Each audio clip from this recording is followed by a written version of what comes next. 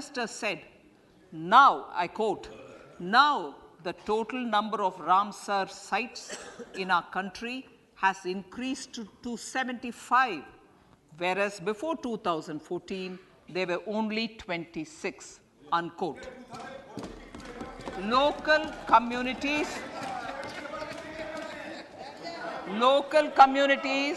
have always been at the forefront of conservation efforts.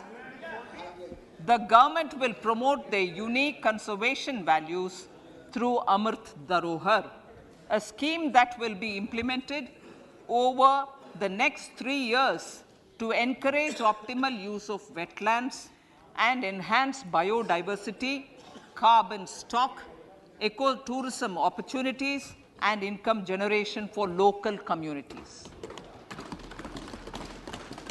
Coastal shipping. Coastal shipping will be promoted as the energy efficient and lower cost mode of transport, both for passengers and freight, through PPP mode with viability gap funding. Vehicle replacement. Vehicle replacement is an important continuing policy, replacing the old political,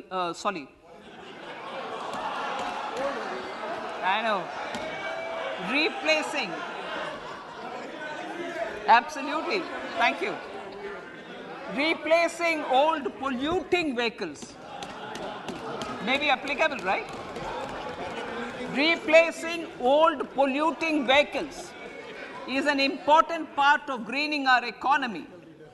In furtherance of the vehicle scrapping policy mentioned in Budget 21-22, I have allocated adequate funds to scrap old vehicles of the central government. States will also be supported in replacing old vehicles and old state ambulances. Honorable Speaker, sir, I move to priority 6, youth power. To empower our youth and help the Amrit PD realize their dreams, we have formulated the National Education Policy, which is very wide in its scope, but one of the things is also to focus on skilling, adopted economic policies that facilitate job creation at scale and have supported business opportunities. Pradhan Mantri Kaushal Vikas Yojana.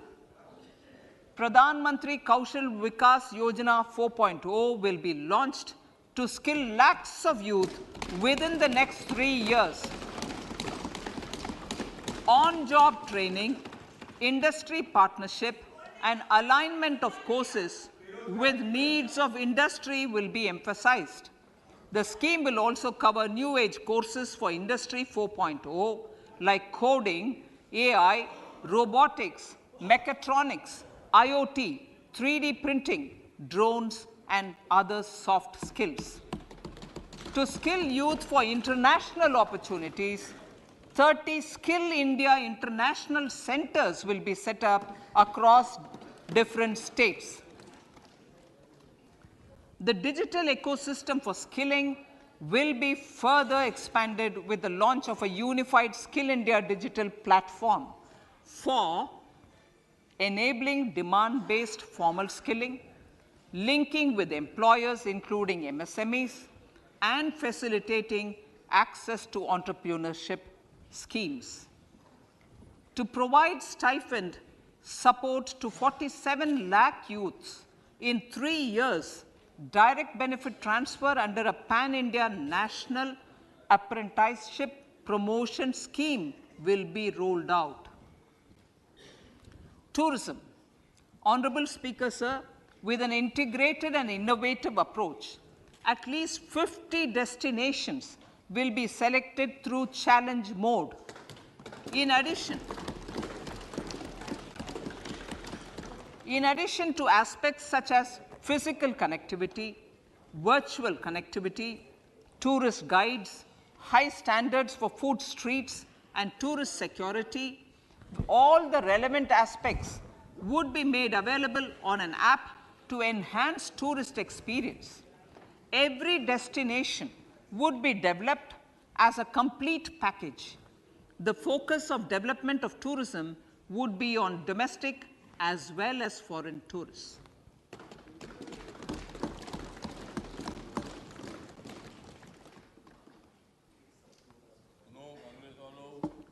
Sector-specific skilling and entrepreneurship development will be dovetailed to achieve the objectives of Dekho Apna Desh initiative. This was launched as an appeal by the Honorable Prime Minister to the middle class to prefer domestic tourism over international tourism. The integrated development of theme-based tourist circuits, the Swadesh Darshan scheme, was also launched. Under the Vibrant Villages program, tourism infrastructure and amenities will be facilitated in border villages. Unity Mall.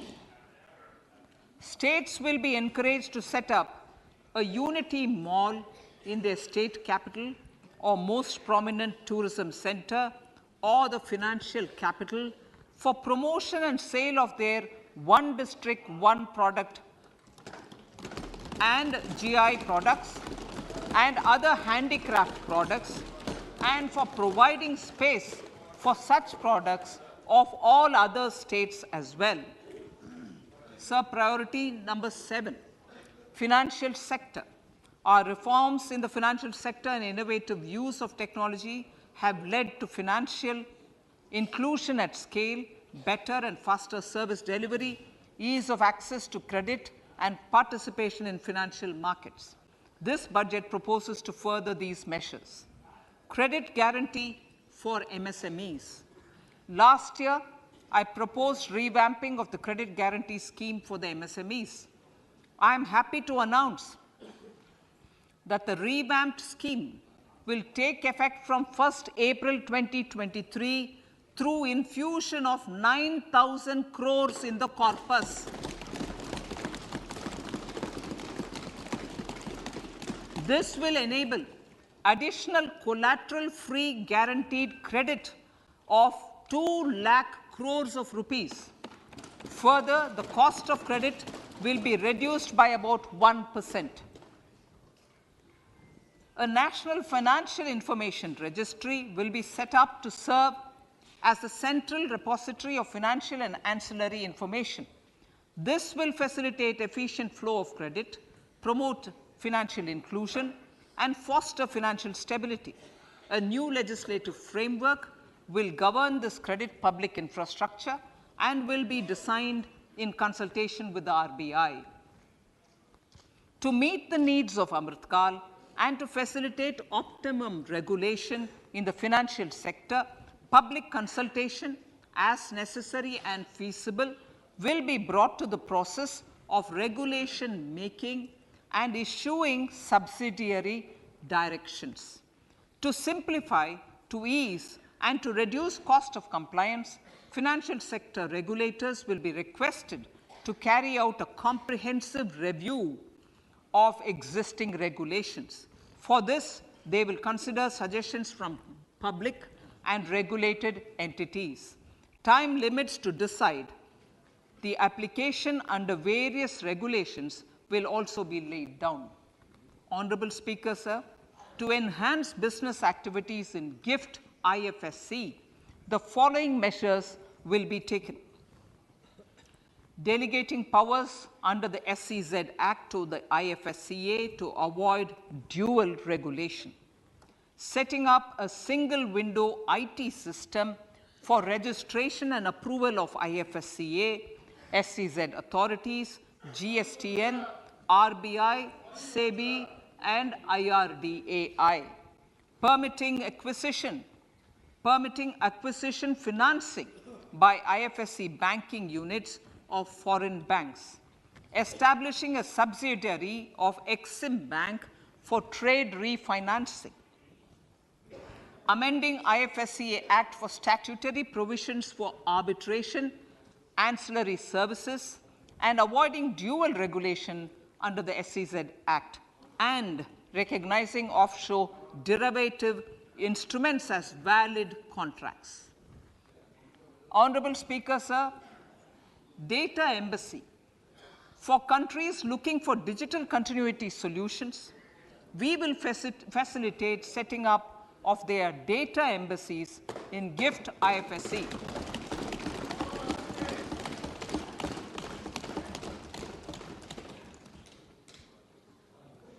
improving governance and investor protection in banking sector. To improve bank governance and enhance investors' protection, certain amendments to the Banking Regulation Act, the Banking Companies Act, and the Reserve Bank of India Act are being proposed. Capacity building in securities market.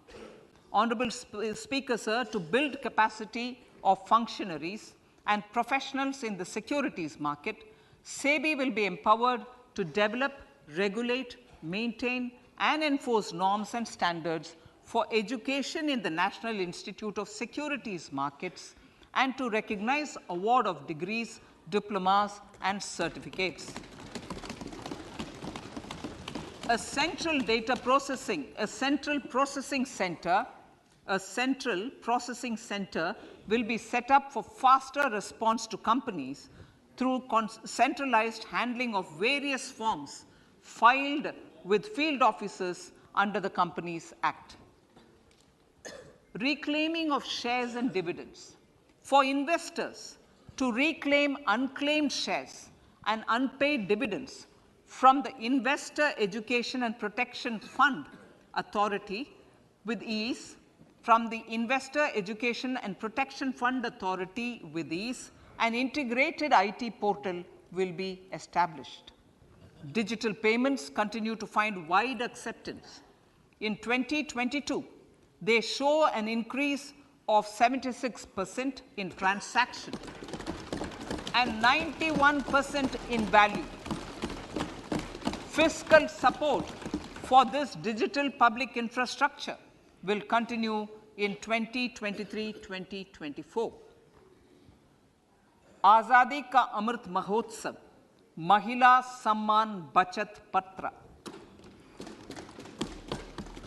For commemorating Azadi Ka Amrit Mahotsav, a one-time new small savings scheme, Mahila Samman Savings Patra or Savings Certificate, Mahila Samman Savings Certificate will be made available for a 2-year period up to March 2025.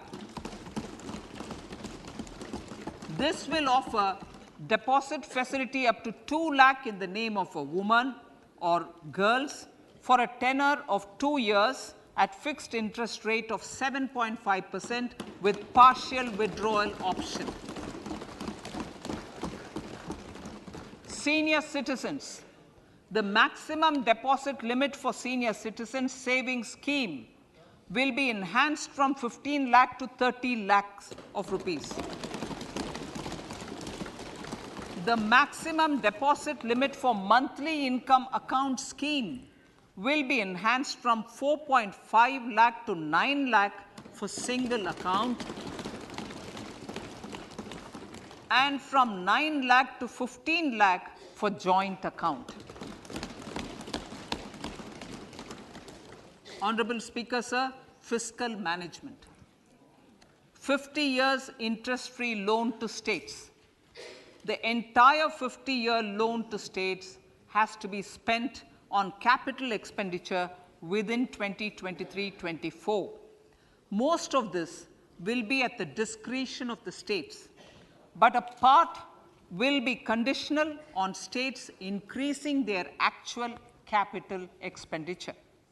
Parts of the outlay will also be linked to or allocated for the following purposes: scrapping old government vehicles, urban planning reforms and actions, financing reforms in urban local bodies to make them credit-worthy for municipal bonds, housing for police personnel above or as part of the police station, constructing unity malls, children and adolescent libraries and digital infrastructure, and state share of capital expenditure of central schemes.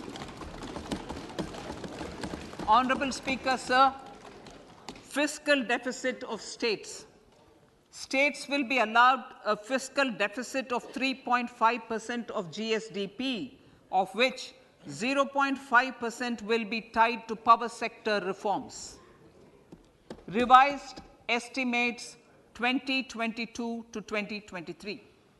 The revised estimate, Honorable Speaker, sir, of the total receipts other than borrowing is 24.3 lakh crores, of which the net tax receipts are 20.9 lakh crores. The revised estimate of the total expenditure is 41.9 lakh crores of rupees, of which the capital expenditure is about 7.3 lakh crores. The revised estimate of the fiscal deficit is 6.4% of GDP, adhering to the budget estimate. So budget estimates of 2023-24. Coming to 2023-24, the total receipts other than borrowings and the total expenditure are estimated at 27.2 lakh crores and 45 lakh crores respectively. The net tax receipts are estimated at 23.3 lakh crores. The fiscal deficit is estimated to be 5.9% of the GDP. In my budget speech for 21-22, I had announced that we plan to continue the path of fiscal consolidation, reaching a fiscal deficit of below 4.5% by 2025-26, with a fairly steady decline over the period. We have adhered to this path, and I reiterate my intention to bring the fiscal deficit below 4.5% of GDP by 2025-26. To finance the fiscal deficit in 2023-24, the net market borrowings from dated securities are estimated at 11.8 lakh crores. The balance financing is expected to come from small savings and other sources. The gross market borrowings are estimated at 15.43 lakh crores of rupees. Honorable Speaker, sir, I now move to Part B.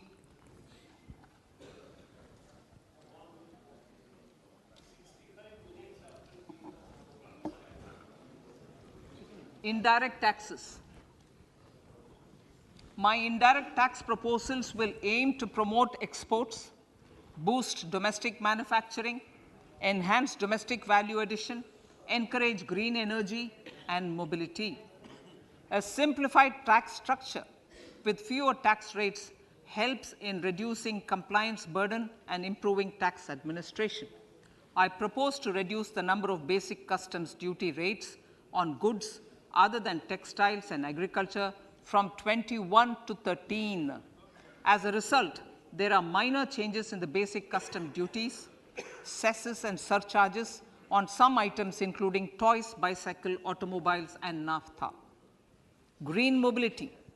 To avoid cascading of taxes on blended compressed natural gas, I propose to exempt excise duty on GST paid compressed biogas contained in it. To further provide impetus to green mobility, customs duty exemptions is being extended to import of capital goods and machinery required for manufacture of lithium-ion cells for batteries used in electrical vehicles as well. Electronics. As a result of various initiatives of the government, including phased manufacturing program, mobile phone production in India has increased from 5.8 crore units valued at about 18,900 crore in 2014-15 to 31 crore units valued at 2,75,000 crore in the last financial year. To further deepen domestic value addition in manufacturing of mobile phones, I propose to provide relief to customs duty. I propose to provide relief in customs duty on import of certain parts and inputs like camera lens and continue the concessional duty on lithium-ion cells for batteries for another year. Similarly, to promote value addition in manufacture of televisions, I propose to reduce the basic customs duty on parts of open cells of TV panels to 2.5%. Electrical. to rectify inversion of duty structure and encourage manufacturing of electric kitchen chimneys, the basic custom duty on electric kitchen chimney is being increased from 7.5% to 15%, and that on heat coils for these is proposed to be reduced from 20% to 15%. Chemicals and petrochemicals.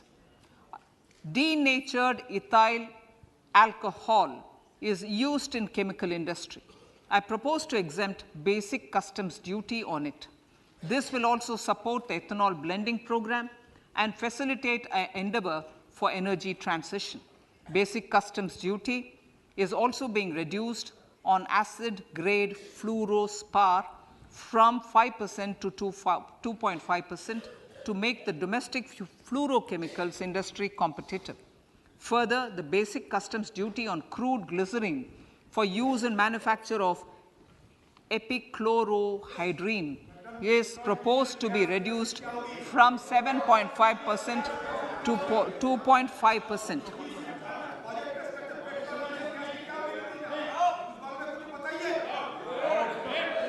Marine products. In the last financial year, marine products recorded the highest export growth, benefiting farmers in the coastal states of the country. To further enhance the export competitiveness of marine products, particularly shrimps, duty is being reduced on key inputs for domestic manufacture of shrimp feed. India is a global leader, as I said in Part A, in cutting and polishing of natural diamonds, contributing about 3/4 of the global turnover by value. With the depletion of deposits of natural diamonds, the industry is moving towards lab-grown diamonds, and it holds huge promise. To seize this opportunity, I propose to reduce the basic customs duty on seeds used in their manufacture. Customs duties on door or dore and bars of gold and platinum were increased earlier this fiscal. I propose to increase the duties on articles made therefrom to enhance the duty differential. I also propose to increase the import duty on silver doors, bars, and articles to align them with that on gold and platinum. To facilitate availability of raw materials for the steel sector, exemptions from basic custom duty on raw materials for manufacture of CRGO steel, ferrous scrap, and nickel cathode is being continued. Similarly, the concessional BCD of 2.5% on copper scrap is also being continued to ensure the availability of raw materials for secondary copper producers who are mainly in the MSME sectors. Compounded rubber. The basic custom duty rate on compounded rubber is being increased from 10% to 25% or 30 kg, whichever is lower, at par with that of natural rubber other than latex, to curb circumvention of duty. Cigarettes. National calamity contingent duty on specified cigarettes was last revised 3 years ago. This is proposed to be revised upwards by about 16%. Direct taxes. I now come to my direct tax proposals. Honorable Speaker, these proposals aim to maintain continuity and stability of taxation, further simplify and rationalize various provisions to reduce the compliance burden, promote the entrepreneurial spirit, and provide tax relief to citizens. It has been constant endeavor of the Income Tax Department to improve taxpayers' services by making compliance easy and smooth. Our taxpayers portal received a maximum of 72 lakh returns in a day, processed more than 6.5 crore returns this year. Average processing period reduced from 93 days in financial year 13-14 to 16 days only now. And 45% of the returns were processed within 24 hours. We intend to further improve this, roll out the next generation common IT return form for taxpayer convenience, and also plan to strengthen the grievance redressal mechanism. MSMEs and professionals. MSMEs are growth engines of our economy. Micro enterprises with turnover up to 2 crore of rupees and certain professionals with turnover of up to 50 lakh rupees can avail the benefit of presumptive taxation. I propose to provide enhanced limits of 3 crore and 75 lakh respectively to the taxpayers whose cash receipts are no more than 5%. Whose cash receipts are no more than 5%. Moreover, to support MSMEs in timely receipt of payments, I propose to allow deduction for expenditure incurred on payments made to them only when payment is actually made. Cooperation. Cooperation is a value to be cherished. In realizing our Prime Minister's goal for Sehkar Se Samriddhi and his resolve to connect the spirit of cooperation with the spirit of Amrit Kal, in addition to the measures proposed in Part A, I have a slew of proposals for the cooperation sector. First, new cooperatives that commence manufacturing activities till 2024 31st March shall get the benefit of a lower tax rate of 15%, as is presently available to new manufacturing companies.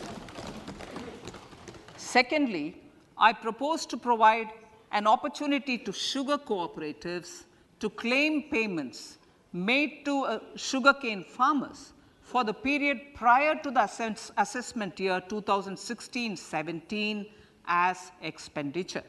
This is expected to provide them a relief of almost 10,000 crores.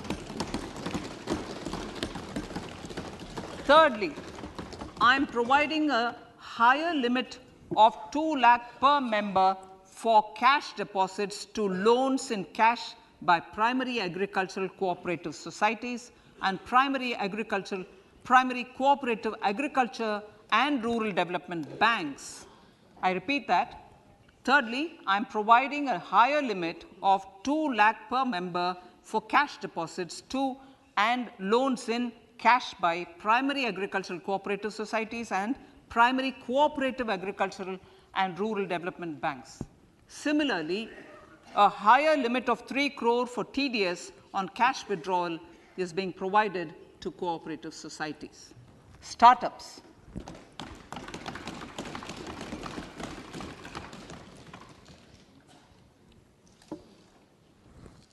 Entrepreneurship is vital for a country's economic development. We have taken a number of measures for startups and they have borne results. India is now the third largest ecosystem for startups globally and ranks second in innovation quality among middle-income countries. I propose to extend the date of incorporation for income tax benefits to startups from 31/3/2023 to 31/3/2024. I further propose to provide the benefit of carry forward of losses on change of shareholding of startups from 7 years of incorporation to 10 years.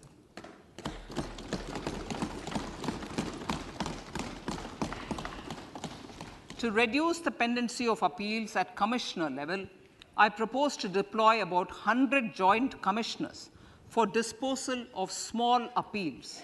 We shall also be more selective in taking up cases for scrutiny of returns already received this year. Better targeting of tax concessions. For better targeting of tax concessions and exemptions, I propose to cap deduction from capital gains on investment in residential house under Section 54 and Section 54F to 10 crores. Another proposal with similar intent is to limit income tax exemption from proceeds of insurance policies with very high value. Rationalization. Honorable Speaker, sir, there are a number of proposals relating to rationalization and simplification. Income of authorities, boards, and commissions set up by statutes of union or state for the purpose of housing, development of cities, towns, and villages, and regulating and developing an activity or matter is proposed to be exempted from income tax. Other major measures in this direction are removing the minimum threshold of 10,000 for TDS and clarifying taxability relating to online gaming, not treating conversion of gold into electronic gold receipts and vice versa as capital gains, reducing the TDS rate from 30% to 20% on taxable portion of EPF withdrawals in non-PAN cases, and taxation on income for market-linked debentures. Other major proposals in the finance bill relate to the following: extension of period of tax benefits to funds relocating to IFSC, GIFT City till 31/3/2025, decriminalization under Section 276A of the Income Tax Act, allowing carry forward of losses on strategic disinvestment, including that of IDBI Bank, and providing EEE status to Agniveer Fund. Personal income tax.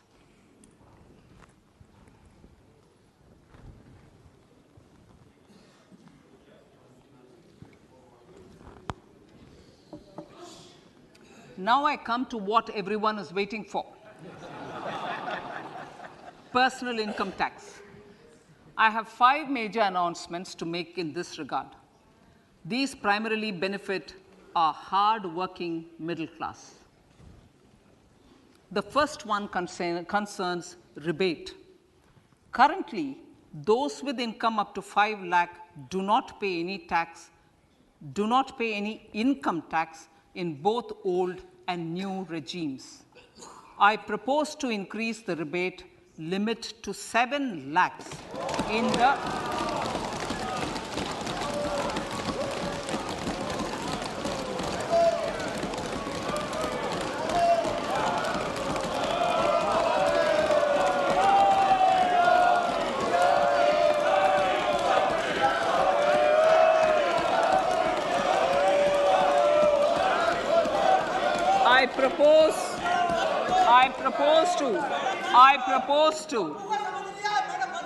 I propose to increase the rebate limit to 7 lakh in the new tax regime.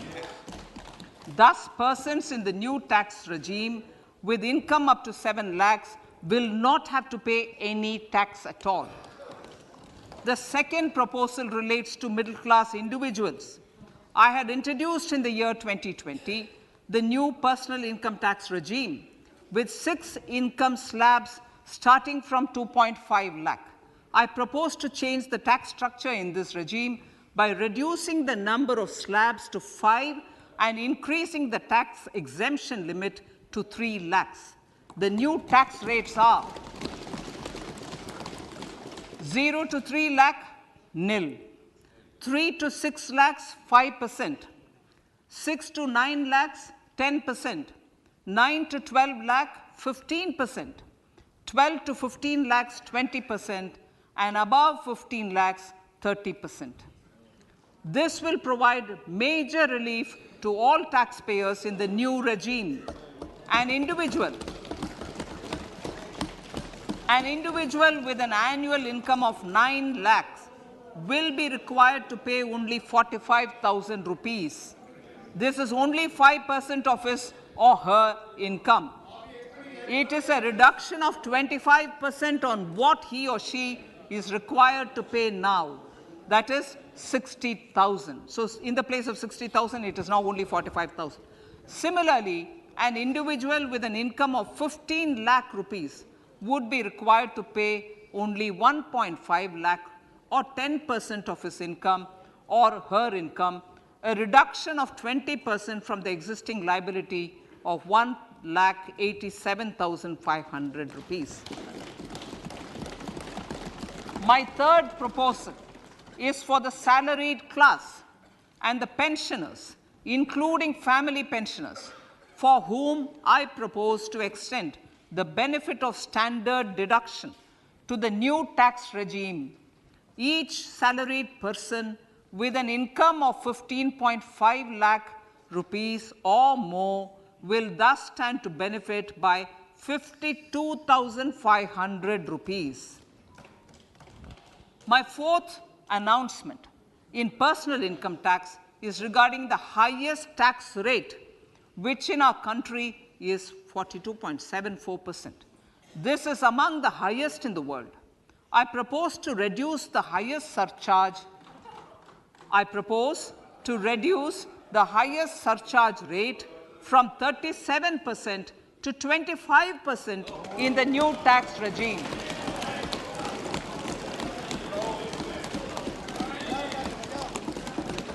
This would result in reduction of the maximum rate. This would result in the reduction of the maximum tax rate to 39%. Lastly, the limit of 3 lakh rupees for tax exemption on leave encashment on retirement of non-government salaried employees was last fixed in the year 2002, when the highest basic pay in the government was only 30,000 rupees per month. In line with the increase in the government salaries, I am proposing to increase this limit to 25 lakh rupees.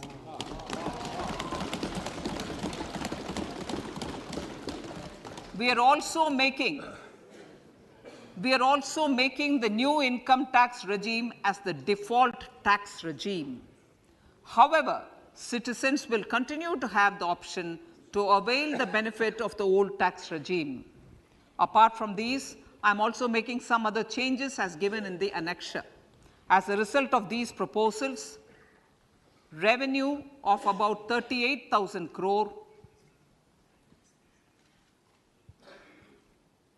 to 37,000 crore in direct taxes and rupees 1,000 crore in indirect taxes will be foregone, while revenue of about 3,000 crore will be additionally mobilized. Thus, the total revenue foregone is about 35,000 crores annually. Honorable Speaker, sir, with these words, I commend the budget to this august House.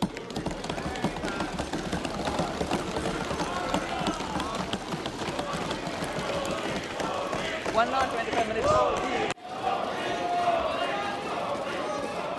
Item number 1, माननीय item number 2, Shrimati Nirmala Sitharaman ji. Sir, with your permission, I lay on the table of the following statements under Section 3(1) of the Fiscal Responsibility Budget Management Act 2003, 1 medium-term fiscal policy cum fiscal policy strategy statement and macroeconomic framework statement. माननीय सदस्यगण, जैसा कि आपको समाचार भाग 2 के माध्यम से पहले ही सूचित किया जा चुका है कि माननीय वित्त मंत्री जी के बजट भाषण की प्रतियां हार्ड कॉपी के रूप में उपलब्ध कराई गई है। आप बजट भाषण की अपनी अपनी प्रति प्रकाशन पलक से ले लें। आपको ये भी सूचित किया जाता है कि माननीय मंत्री द्वारा बजट प्रस्तुत किए जाने के पश्चात उसकी प्रतियां आपको मेंबर्स पोर्टल के माध्यम से उपलब्ध करा दी जाएगी। आइटम नंबर 3, माननीय मंत्री जी, वित्त मंत्री जी. Sir, with your permission, I rise to move for leave to introduce the Finance Bill 2023. प्रश्न ये कि विधेयक को पुनर्स्थापित करने की अनुमति प्रदान की जाए। जो सदस्य इसके पक्ष में हाँ कहें, जो सदस्य विरोध में ना कहें। मेरे विचार में निर्णय हाँ वालों के पक्ष में माननीय मंत्री जी विधेयक को पुनर्स्थापित करें। Sir, I introduce the bill. सभा की कार्रवाई कल गुरुवार दिनांक 2 फरवरी 2023 को प्राप्त 11 बजे तक के लिए स्थगित की जाती है।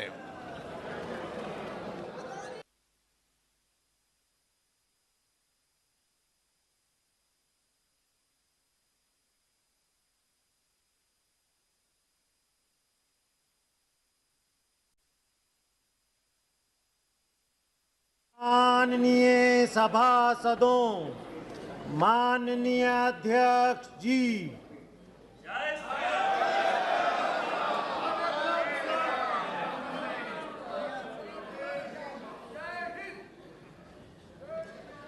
आइटम नंबर 1 माननीय वित्त मंत्री Shrimati Nirmala Sitharaman ji.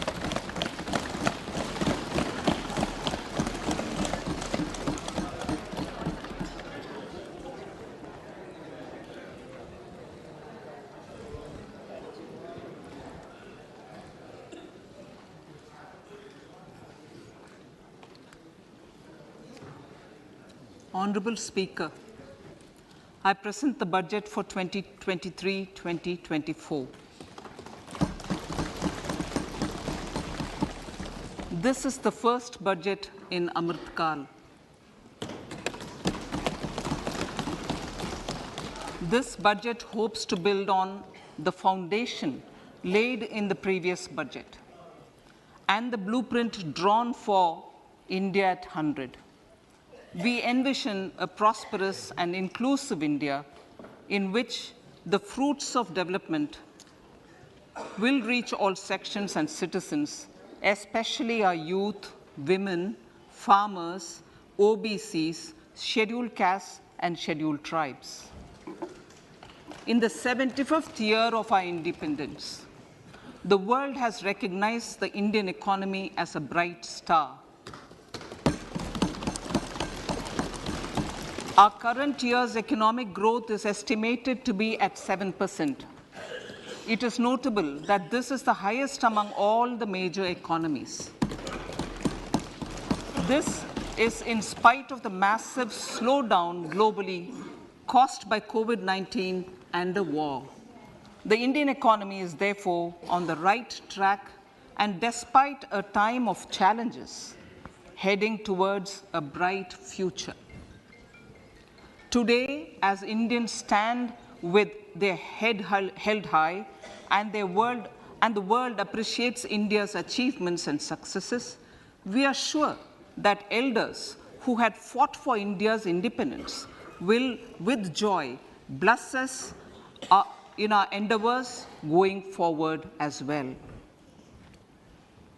Our focus on wide-ranging reforms and sound policies implemented through Sabka Prayas, resulting in Jan Bhagidari and targeted support to those in need, helped us perform well in trying times.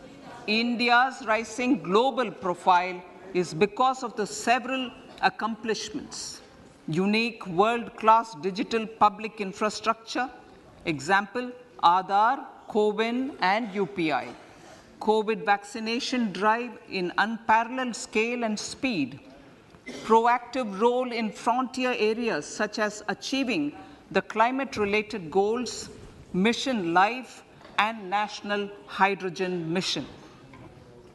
During the COVID-19 pandemic, we ensured that no one goes to bed hungry with a scheme to supply free food grains to over 80 crore persons for 28 months. Continuing our commitment to ensure food and nutritional security, we are implementing from 1st January 2023 a scheme to supply free food grain to all Antyodaya and priority households for the next 1 year. Under PM Garib Kalyan Anna Yojana, the entire expenditure of about 2 lakh crore will be borne by the central government.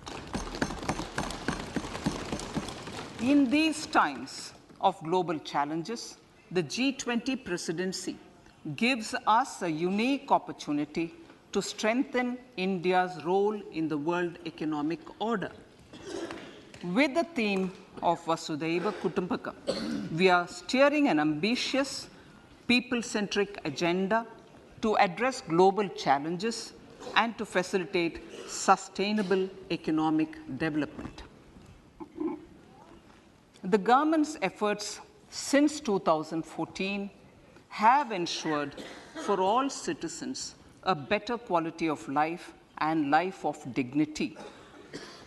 The per capita income has more than doubled to 1.97 lakh rupees.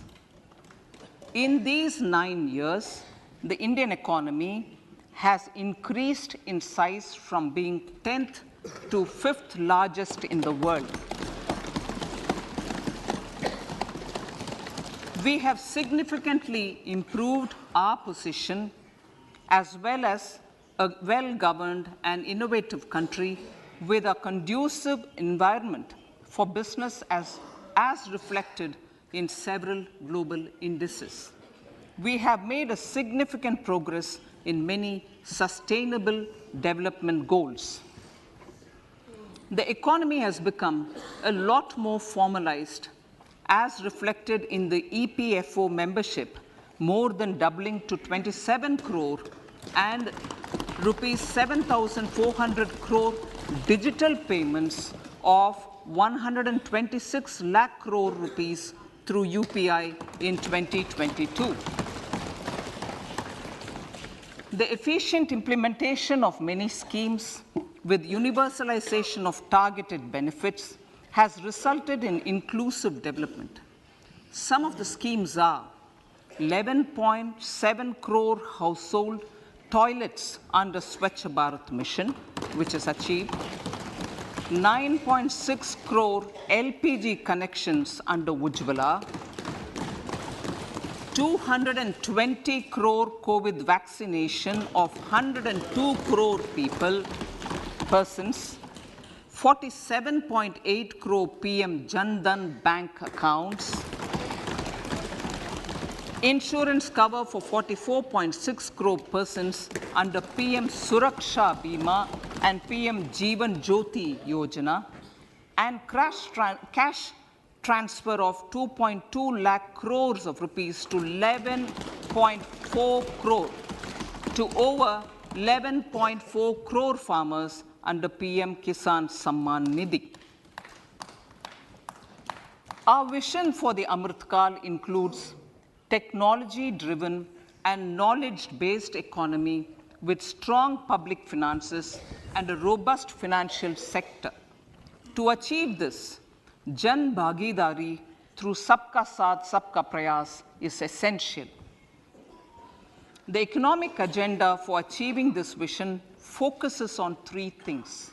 First, facilitating ample opportunities for citizens, especially the youth, to fulfill their aspirations. Second, providing strong impetus to growth and job creation. And third, strengthening macroeconomic stability. To service these focus areas in our journey to India at 100, we believe that the following 4 opportunities can be transformative during Amritkal. Economic empowerment of women. Deen Dayal Antyodaya Yojana National Rural Livelihood Mission has achieved remarkable success by mobilizing rural women into 81 lakh self-help groups. We will enable these groups to reach the next stage of economic empowerment through formation of large producer enterprises or collectives, with each having several thousand members and managed professionally. They will be helped with raw materials supply and for better design, quality, branding, and marketing of their products. Through supporting these policies, they will be enabled to scale up their operations to serve the large consumer markets, as has been the case with the several startups growing into unicorns. PM Vishwakarma Kaushal Samman, PM Vikas. For centuries, traditional artisans and craftspeople who work with their hands using tools have brought renown for India. They're generally referred to as Vishwakarma. The art and the handicraft created by them represents the true spirit of Atmanirbhar Bharat. For the first time, a package of assistance for them has been conceptualized. The new scheme will enable them to improve the quality, scale, and reach of their products integrating them with the MSME value chain.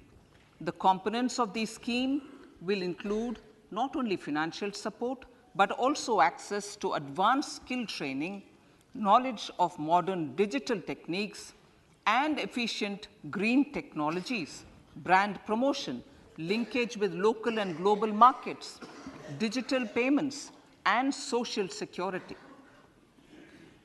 This will greatly benefit the scheduled castes, scheduled tribes, OBCs, women, and people belonging to the weaker sections. Tourism. The country offers immense attraction for domestic as well as foreign tourists. There is a large potential to be tapped in tourism. The sector holds huge opportunities for jobs and entrepreneurship for youth in particular. Promotion of tourism will be taken up on mission mode with active participation of states, convergence of government programs, and public-private partnerships. Green growth. We are implementing many programs for green fuel, green energy, green farming, green mobility, green buildings, and green equipment, and policies for efficient use of energy across various economic sectors. These green growth efforts help in reducing carbon intensity of the economy and provides for large-scale green job opportunities.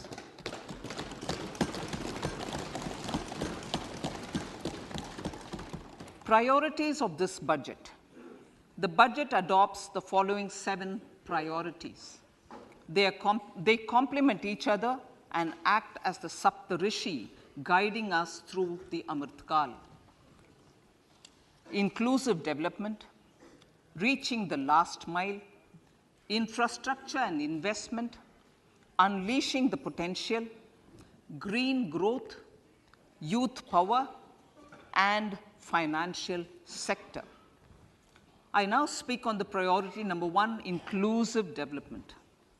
The government's philosophy of Sabka Saath, Sabka Vikas has facilitated inclusive development covering in specific farmers, women, youth, OBCs, scheduled castes, scheduled tribes, Divyangjan, and economically weaker sections, and overall priority for the underprivileged, Vanchiton ko Variyata. There has also been a sustained focus on Jammu Kashmir, Ladakh, and the Northeast. This budget builds on those efforts. Digital public infrastructure for agriculture. Digital public infrastructure for agriculture will be built as an open source, open standard, and interoperable public good. This will enable inclusive farmer-centric solutions through relevant information services for crop planning and health, improved access to farm inputs, credit and insurance, help for crop estimation, market intelligence, and support for growth of agri-tech industry and startups.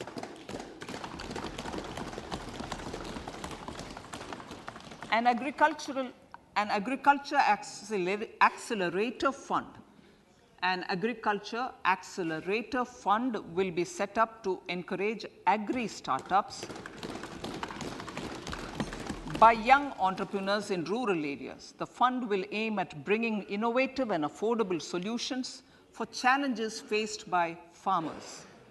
It will also bring in modern technologies to transform agricultural practices, increase productivity and profitability. To enhance the productivity of extra long staple cotton, we will adopt a cluster-based and value chain approach through public-private partnerships. This will mean collaboration between farmers, state, and industry for input supplies, extension services, and market linkages. We will launch an Atmanirbhar Clean Plant program to boost availability of disease-free, quality planting material for high-value horticultural crops at an outlay of 2,200 crores. Global hub for millets, which are Sri Anna. India is the forefront.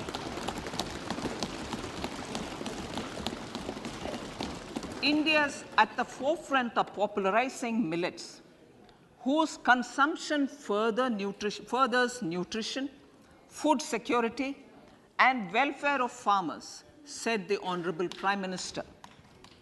We are the largest producer and second largest exporter of Sri Anna in the world. We grow several types of Sri Anna, such as Sri Anna Jowar, Sri Anna Ragi, Sri Anna Bajra, Sri Anna Kutu, Ramdana, Kangni, Kutni, Kutki, Kodo, China, and Sama. These have a number of health benefits and have been an integral part of our food for centuries. I acknowledge with pride the huge service done by small farmers in contributing to the health of soybean and sunflower. Vegetable production and supply chains. Large-scale clusters for vegetable production will be developed closer to major consumption centers. We will promote farmer-producer organizations, cooperatives, and startups for vegetable supply chains, including for collection and storage and marketing. Digital public infrastructure for agriculture. Buoyed by the success of the pilot project, our government, in partnership with the states, will facilitate the implementation of the digital public infrastructure in agriculture for coverage of farmers and their lands in 3 years. During this year, digital crop survey for Kharif using the DPI will be taken up in 400 districts. The details of 6 crore farmers and their lands will be brought into the farmer and land registries. Further, the issuance of Jan Samarth-based Kisan credit cards will be enabled in 5 states. Shrimp production and export. Financial support for setting up a network of nucleus breeding centers for shrimp brood stocks will be provided. Financing for shrimp farming, processing, and export will be facilitated through NABARD. National cooperation policy. Our government will bring out a national cooperation policy for systematic, orderly, and all-round development of the cooperative sector, fast-tracking growth of rural economy and generation of employment opportunities on a large scale will be the policy goal.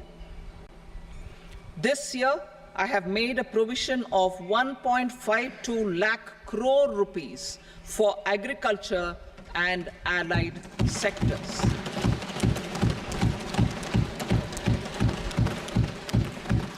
Priority 2, employment and skilling. Employment-linked incentive.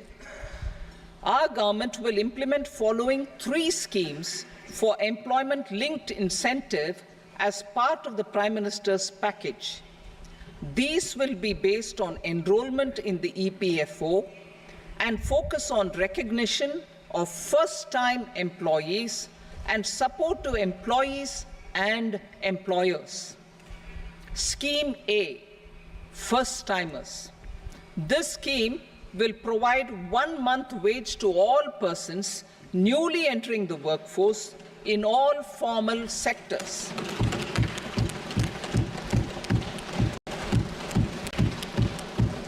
Direct benefit transfer of 1 month's salary in 3 installments to first-time employees as registered in the EPFO will be up to 15,000 rupees.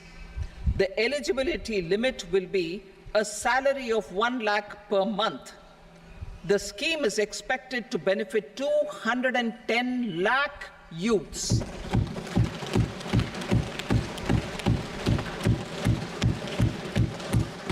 Scheme B, job creation in manufacturing. This scheme will incentivize additional employment in the manufacturing sector linked to the employment of first-time employees.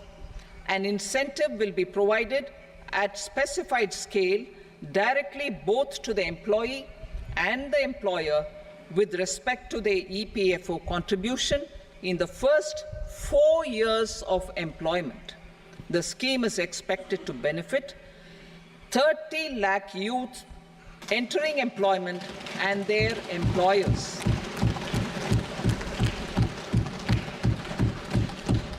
Scheme C, support to employers. This employer-focused scheme will cover additional employment in all sectors. All additional employment within a salary of 1 lakh rupee per month will be counted. The government will reimburse to employers up to 3,000 rupees per month for 2 years towards the EPFO contribution for each additional employee. The scheme is expected to incentivize additional employment of 50 lakh persons.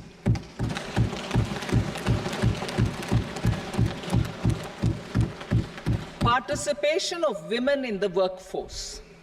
We will facilitate higher participation of women in the workforce through setting up of working women hostels in collaboration with industry and establishing creches. In addition, the partnership will seek to organize women-specific skilling programs and promotion of market access for women SHG enterprises. Skilling program.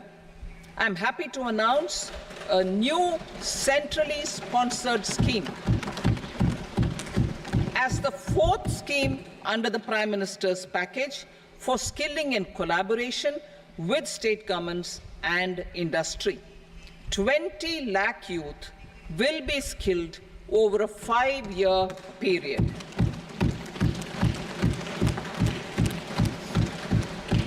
"1,000 industrial training institutes will be upgraded in hub and spoke arrangements with outcome orientation.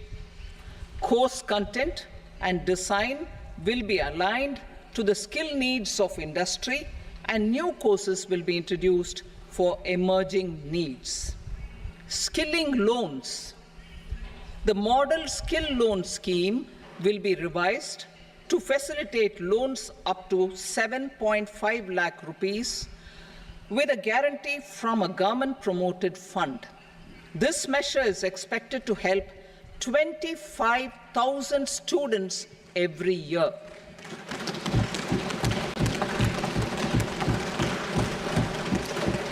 Education loans. For helping our youth who have not been eligible for any benefit under government schemes and policies, I am happy to announce a financial support for loans up to 10 lakh rupees for higher education in domestic institutions.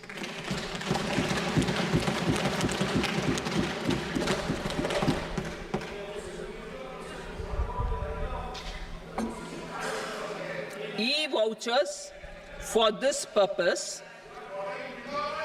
E-vouchers for this purpose will be given directly to 1 lakh students every year for annual interest subvention of 3% of the loan amount. Priority 3, inclusive human resource development and social justice, saturation approach.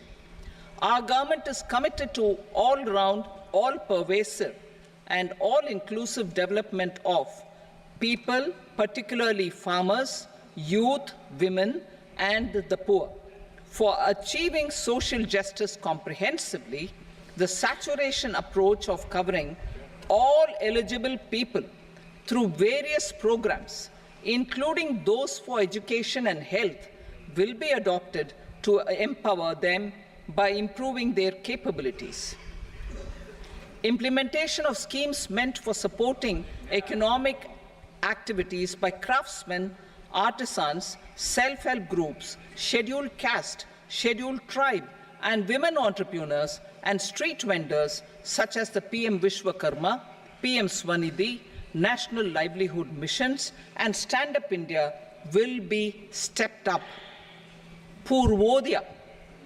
The states in the eastern part of the country are rich in endowments and have strong cultural traditions. We will formulate a plan, Purvodaya, for the all-round development of the eastern region of the country, covering Bihar, Jharkhand, West Bengal, Odisha, and Andhra Pradesh. This will cover human resource development, infrastructure, and generation of economic opportunities to make the region an engine to attain Vikasit Bharat. On the Amritsar-Kolkata Industrial Corridor, we will support development of an industrial node at Gaya. This corridor will catalyze industrial development of the eastern region. The industrial node at Gaya will also be a good model for developing our ancient centers of cultural importance into future centers of modern economy. This model shall showcase Vikas B, Virasat B in our growth trajectory. We will also support development of road connectivity projects, namely 1. Patna-Purnia Expressway, 2. Buxar-Bhagalpur Expressway, 3. Bodh Gaya, Rajgir, Vaishali and Darbhanga spurs, and 4. Additional 2-lane bridge over River Ganga at Buxar at a total cost of 26,000 crore rupees.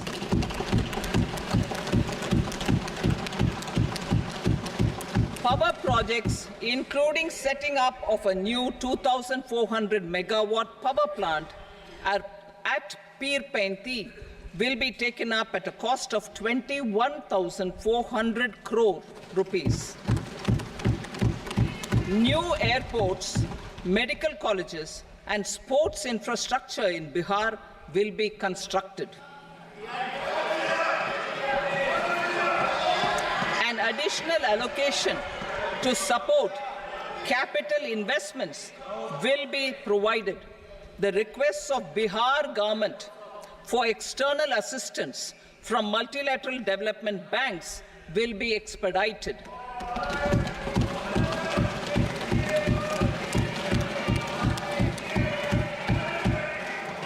Andhra Pradesh Reorganization Act. Our government has made concerted efforts to fulfill the commitments in Andhra Pradesh Reorganization Act.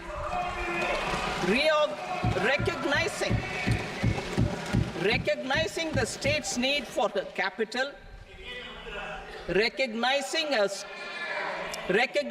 the state's need for a capital, we will facilitate special financial support through multilateral development agencies.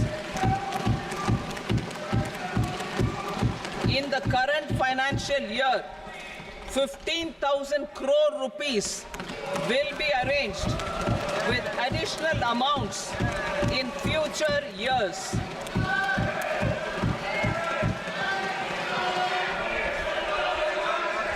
Our government is fully committed to financing and early completion of the Polavaram irrigation project, which is the lifeline for Andhra Pradesh and its farmers. This will facilitate our country's food security as well. Under the Andhra Pradesh Reorganization Act, For promoting industrial development, funds will be provided for essential infrastructure such as water, power, railways, and roads in Kopparthi node on the Visakhapatnam-Chennai Industrial Corridor and Varavakal node on the Hyderabad-Bangalore Industrial Corridor. An additional allocation will be provided this year towards capital investment for economic growth. Grants for backward regions of Rayalaseema, Prakasham, North Coastal Andhra, as stated in the Act, will be provided. PM Awas Yojana.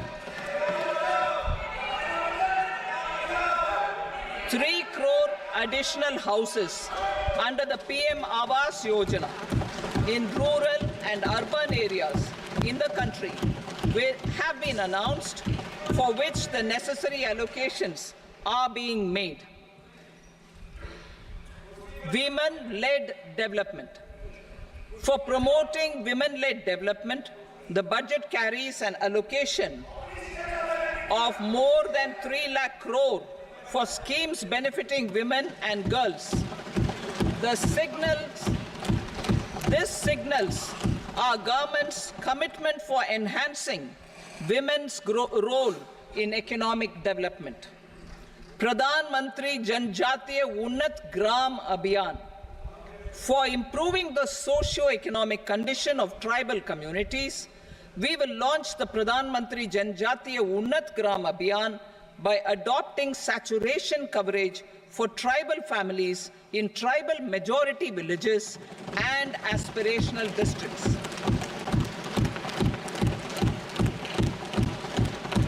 This will cover 63,000 villages, benefiting 5 crore tribal people. Bank branches in northeastern region. More than 100 branches of India Post Payment Bank will be set up in the northeast region to expand the banking services. This year, I have made a provision of 2.66 lakh crore rupees for rural development, including rural infrastructure. Priority 4, manufacturing and services, support for promotion of MSMEs. This budget provides special attention to MSMEs and manufacturing, particularly labor-intensive manufacturing. We have formulated a package covering financing, regulatory changes, and technology support for MSMEs to help them grow and also compete globally, as mentioned in the interim budget. I am happy to announce the following specific measures. Credit guarantee scheme for MSMEs in the manufacturing sector. For facilitating term loans to MSMEs for purchase of machinery and equipment without collateral or third-party guarantee, a credit guarantee scheme will be introduced. The scheme will operate on pooling of credit risks of such MSMEs. A separately constituted self-financing guarantee fund will provide to each applicant guarantee cover up to 100 crore rupees, while the loan amount may be larger. The borrower will have to provide an upfront guarantee fee and an annual guarantee fee on the reducing loan balance. New assessment model for MSME credit. Public sector banks will build their own in-house capability to assess MSMEs for credit instead of relying on external assessment. They will also take a lead in developing or getting developed a new credit assessment model based on the scoring of digital footprints of the MSMEs in the economy. This is expected to be a significant improvement over the traditional assessment of credit eligibility based only on asset or turnover criteria. That will also cover MSMEs without a formal accounting system. Credit support to MSMEs during stress period. I'm happy to announce a new mechanism for facilitating continuation of bank credit to MSMEs during their stress period while being in special mention account, SMA stage, for reasons beyond their control. MSMEs need credit to continue their business and to avoid getting into the NPA stage. Credit availability will be supported through a guarantee from a government-promoted fund. Mudra loans. The limit of Mudra loans will be enhanced to 20 lakh from the current 10 lakh for those entrepreneurs who have availed and successfully repaid previous loans under the Tarun category. Enhanced scope for mandatory onboarding in trades.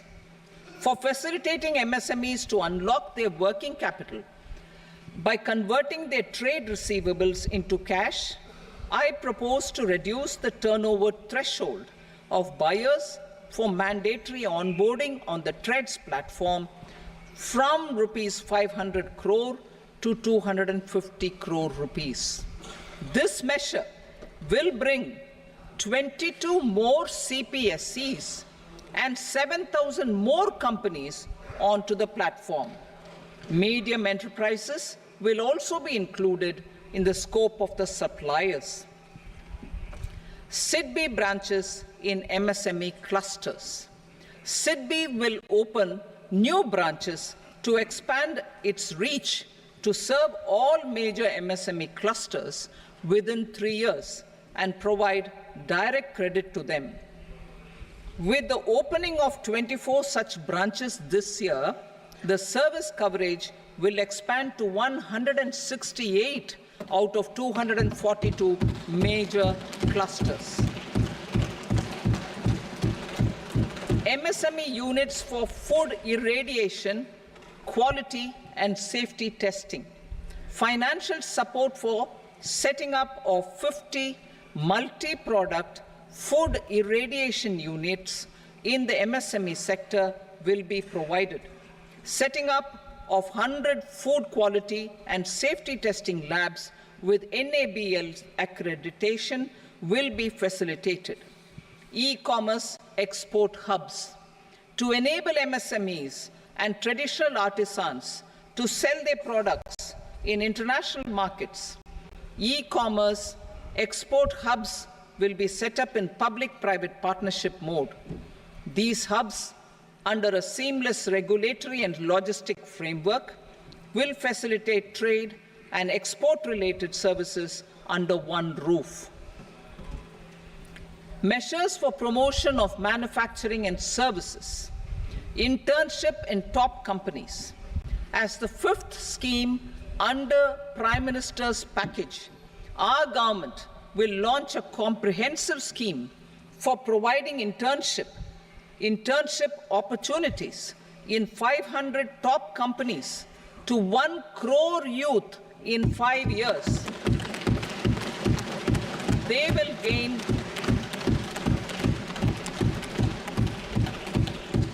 will gain exposure for 12 months to real-life business environment, varied professions, and employment opportunities. An internship allowance of 5,000 per month, 5,000 rupees per month, along with a one-time assistance of 6,000 rupees will be provided. Companies will be expected to bear the training cost and 10% of their internship cost from their CSR funds. Industrial parks. Our government will facilitate development of investment-ready, plug-and-play industrial parks with complete infrastructure in or near 100 cities in partnership with the states and private sector by better using town planning schemes. 12 industrial parks under the National Industrial Corridor Development Program also will be sanctioned.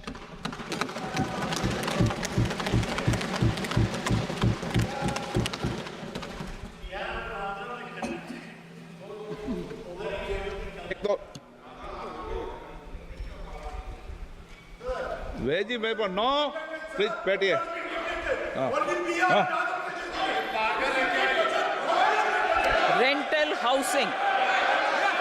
rental housing with dormitory type accommodation for industrial workers will be, just 1 minute. Rental housing, I repeat, rental housing with dormitory type accommodation for industrial workers will be facilitated in PPP mode with VGF support and commitment from anchor industries. Shipping industry, ownership, leasing and flagging reforms will be implemented to improve the share of Indian shipping industry and generate more employment. Critical mineral mission. We will set up a critical mineral mission for domestic production, recycling of critical minerals, and overseas acquisition of critical mineral assets. Its mandate will include technology development, skilled workforce, extended producer responsibility framework, and a suitable financing mechanism. Offshore mining of minerals. Our government will launch the auction of the first tranche of offshore blocks for mining, building on the exploration already carried out. Digital public infrastructure applications. Turning to the services sector, I propose development of DPI applications at population scale for productivity gains, business opportunities, and innovation by the private sector. These are planned in the areas of credit, e-commerce, education, health, law and justice, logistics, MSME service delivery, and urban governance. Integrated technology platform for IBC ecosystem. An integrated technology platform will be set up for improving the outcomes under the Insolvency Bankruptcy Code for achieving consistency, transparency, timely processing, and better oversight for all stakeholders. Voluntary closure of LLPs. The services of the Center for Processing Accelerated Corporate Exit, CPACE, will be extended for voluntary closure of LLPs to reduce the closure times. National Company Law Tribunals. The IBC has resolved more than 1,000 companies, resulting in direct recovery of 3.3 lakh crore to creditors. 3.3 lakh crore rupees to creditors. In addition, 28,000 cases involving over 10 lakh crore rupees have been disposed of even prior to admission. Appropriate changes to the IBC, reforms and strengthening of the tribunal and appellate tribunals will be initiated to speed up insolvency resolution. Additional tribunals will be established.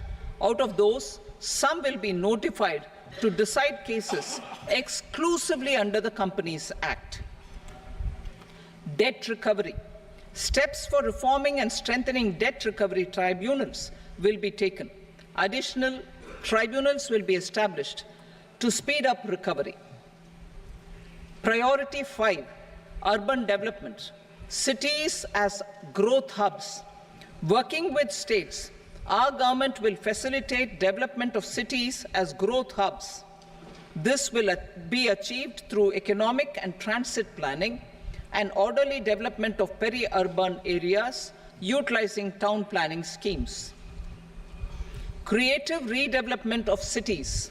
For creative brownfield redevelopment of existing cities with a transformative impact, our government will formulate a framework for enabling policies, market-based mechanisms, and regulation. Transit-oriented development. Transit-oriented development plans for 14 large cities with a population above 30 lakh will be formulated, along with an implementation and financing strategy. Urban housing. Under the PM Awas Yojana, Urban 2.0, housing needs of 1 crore urban poor and middle-class families will be addressed with an investment of 10 lakh crore rupees. This will include the central assistance of 2.2 lakh crore rupees in the next 5 years. A provision of interest subsidy to facilitate loans at affordable rates is also envisaged. In addition, enabling policies and regulations for efficient and transparent rental housing markets with enhanced availability will also be put in place. Water supply and sanitation. In partnership with state governments and multilateral development banks, we will promote water supply, sewage treatments, and solid waste management projects and services for 100 large cities through bankable projects. These projects will also envisage use of treated water for irrigation and filling up of tanks in nearby areas. Street markets. Building on the success of PM Swanidhi scheme in transforming the lives of street vendors, our government envisions a scheme to support each year over the next 5 years the development of 100 weekly hearts or street food hubs in select cities. Stamp duty. We will encourage states which continue to charge high stamp duty to moderate the rates for all and also consider further lowering duties for properties purchased by women. This reform will be made an essential component of urban development schemes. Priority 6, energy security, energy transition. In the interim budget, I had announced our strategy to sustain high and more resource-efficient economic growth, along with the energy security in terms of availability, accessibility, and affordability. We will bring out a policy document on appropriate energy transition pathways that balances the imperatives of employment, growth, and environmental sustainability. PM Surya Ghar Muft Bijli Yojana. PM Surya Ghar Muft Bijli Yojana. In line with the announcement in the interim budget,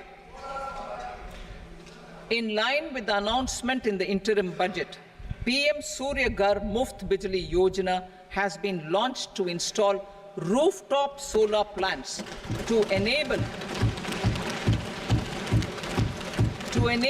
1 crore households obtain free electricity up to 300 units every month.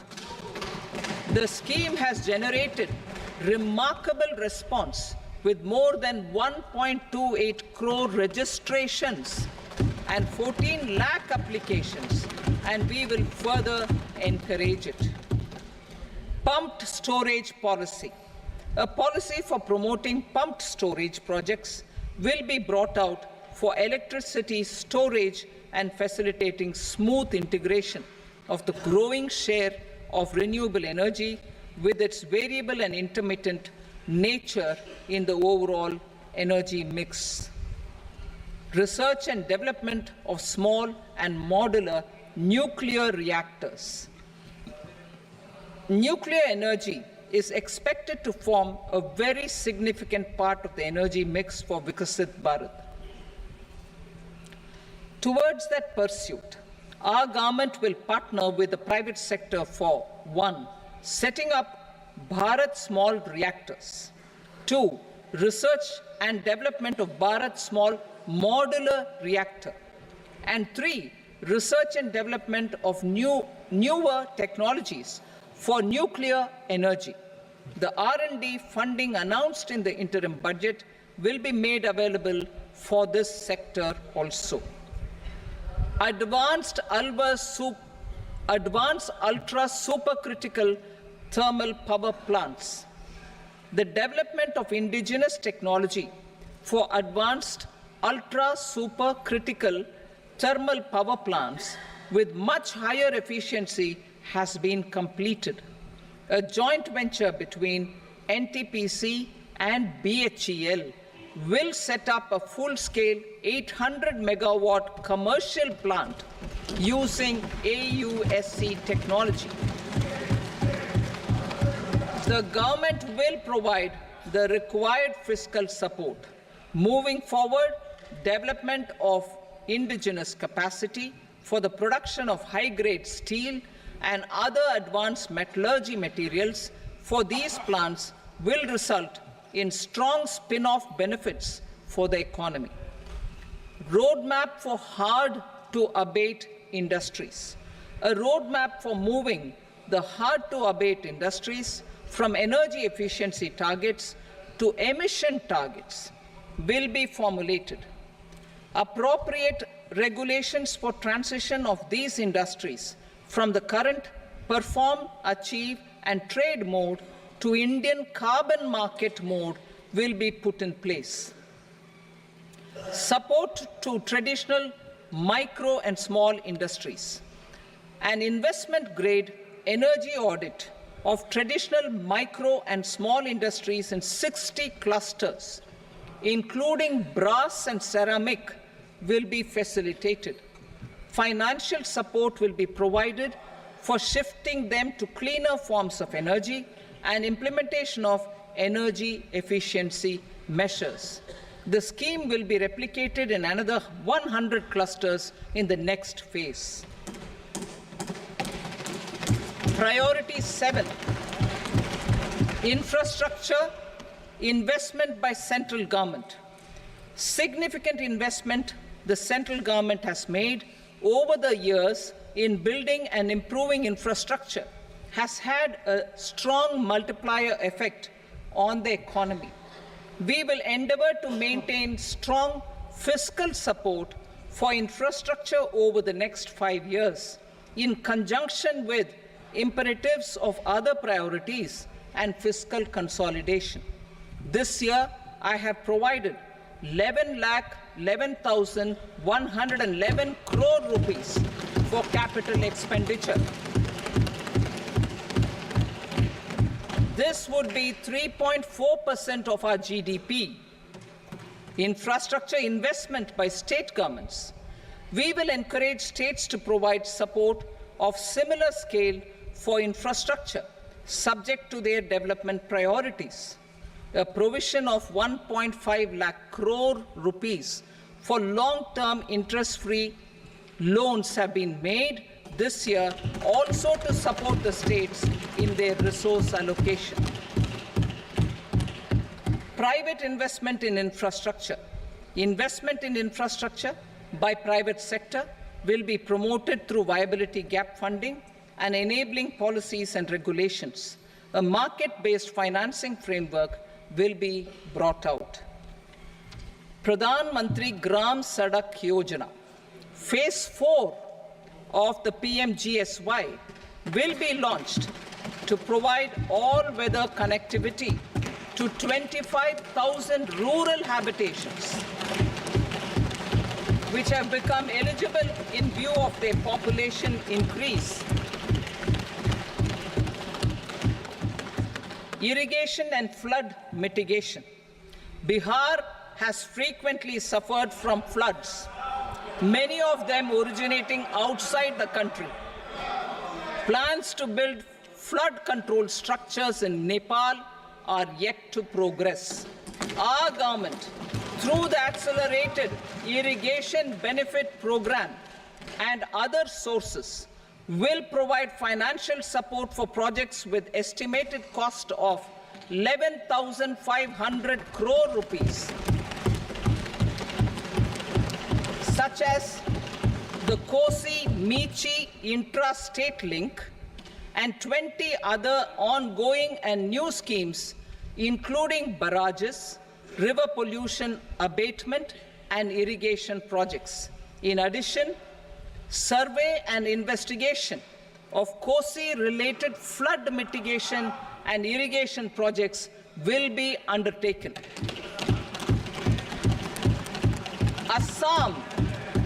Assam grapples with floods every year by the Brahmaputra River and its tributaries originating outside India.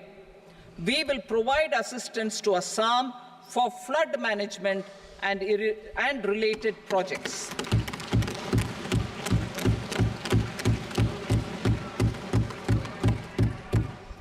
Himachal Pradesh suffered extensive losses due to floods last year. Our government will provide assistance to the state for reconstruction and rehabilitation through multilateral development assistance.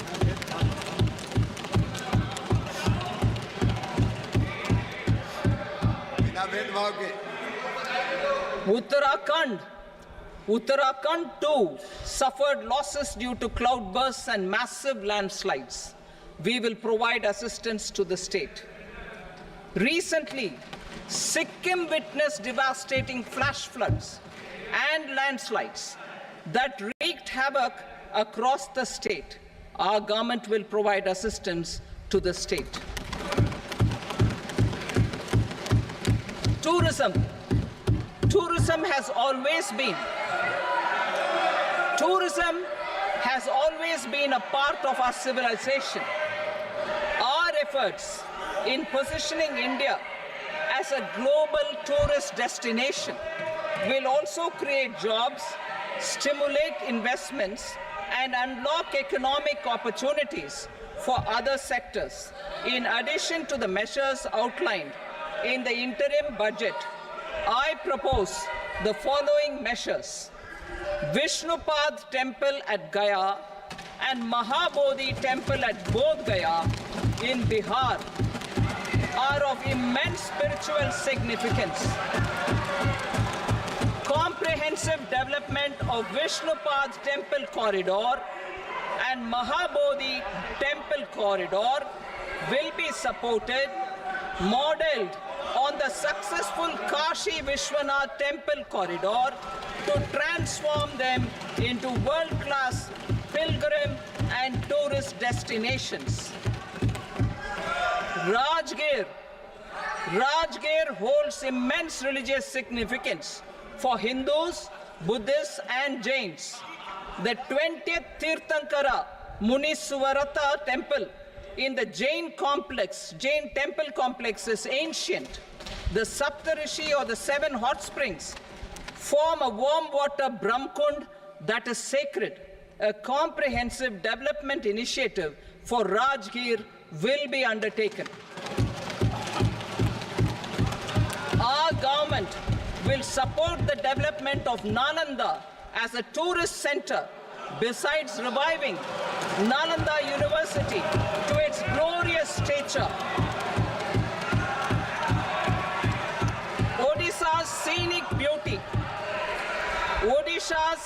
beauty, temples, monuments, craftsmanship, wildlife sanctuaries, natural landscapes, and pristine beaches make it an ultimate tourism destination. Our government will provide assistance for their development to Odisha as well. Priority 8, innovation, research and development. We will operationalize the Anusandhan National Research Fund for basic research and prototype development. Further, we will set up a mechanism for spurring private sector-driven research and innovation at commercial scale with a financing pool of 1 lakh crore rupees in line with the announcement in the interim budget. Space economy.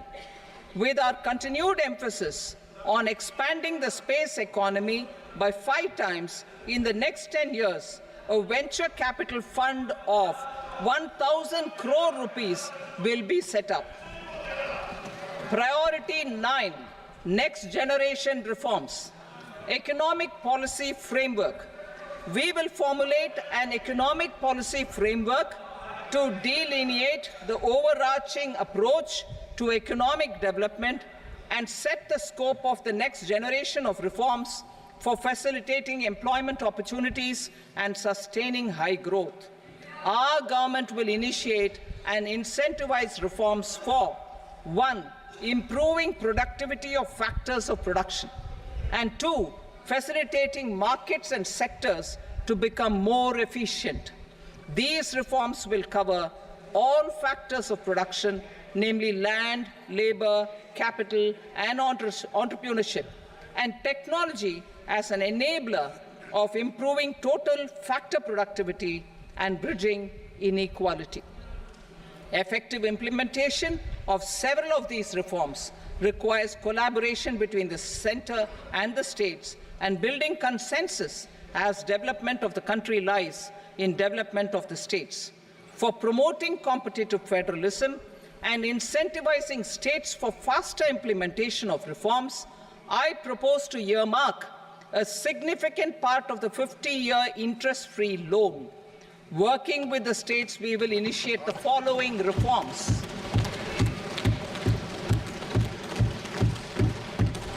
Land-related reforms and actions, both in the rural and urban areas, will cover land administration, will cover 1. Land administration, planning and management, and 2. Urban planning usage and building bylaws. These will be incentivized for completion within the next 3 years through appropriate fiscal support. Rural land-related actions. Rural land-related actions will include 1. Assignment of unique land parcel identification number, UL PIN, or Bhu Aadhaar for all lands. 2. Digitization of cadastral maps. 3. Survey of subdivisions, survey of map subdivisions as per current ownership. 4. Establishment of land registry. And 5. Linking to the farmers registry. These actions will also facilitate credit flow and other agricultural services. Urban land-related actions. Land records in urban areas will be digitized with GIS mapping. An IT-based system for property record administration, updating, and tax administration will be established. These will also facilitate improving the financial position of urban local bodies. Labor-related reforms. Services to labor. Our government will facilitate the provision of a wide array of services to labor, including those for employment and skilling. A comprehensive integration of e-Shram portal with other portals will facilitate such one-stop solution. Open architecture databases for the rapidly changing labor market, skill requirements, and available job roles, and a mechanism to connect job aspirants with potential employers and skill providers will be covered in these services. Shram Suvidha and Samadhan portal. Shram Suvidha and Samadhan portal will be revamped to enhance ease of compliance for industry and trade. Capital and entrepreneurship related reforms, financial sector vision and strategy. For meeting financing needs of the economy, our government will bring out a financial sector vision and strategy document to prepare the sector in terms of size, capacity, and skills. This will set the agenda for the next 5 years and guide the work of the government, regulators, financial institutions, and market participants. Taxonomy for climate finance. We will develop taxonomy for climate finance for enhancing the availability of capital for climate adaptation and mitigation. This will support achievement of the country's climate commitments and green transition. Variable capital company structure. We will seek the required legislative approval for providing an efficient and flexible mode for financing leasing of aircrafts and ships and pooled funds of private equity through a variable company structure. foreign direct investments and overseas investment. The rules and regulations for foreign direct investment and overseas investments will be simplified to 1. Facilitate foreign direct investments, 2. Nudge prioritization, and 3. Promote opportunities for using Indian rupee as a currency for overseas investment. NPS Vatsalya. NPS Vatsalya, a plan for contribution by parents and guardians for minors, will be started. On attaining the age of majority, the plan can be converted seamlessly into a normal NPS account. Use of technology. We have successfully used technology for improving productivity and bridging inequality in our economy during the past 10 years. Public investment in digital infrastructure and innovations by the private sector have helped in improving access of all citizens, particularly the common people, to market resources, education, health and services. We will step up adoption of technology towards digitalization of the economy. Ease of doing business. For enhancing ease of doing business, we are already working on the Jan Vishwas Bill 2.0. Further, states will be incentivized for implementation of the business reforms, action plans, and digitalization. Data and statistics. For improving data governance, collection, processing and management of data and statistics, different sectoral databases, including those established under the Digital India Mission, will be utilized with active use of technology tools. New pension scheme. The committee to review the NPS has made considerable progress in its work. I'm happy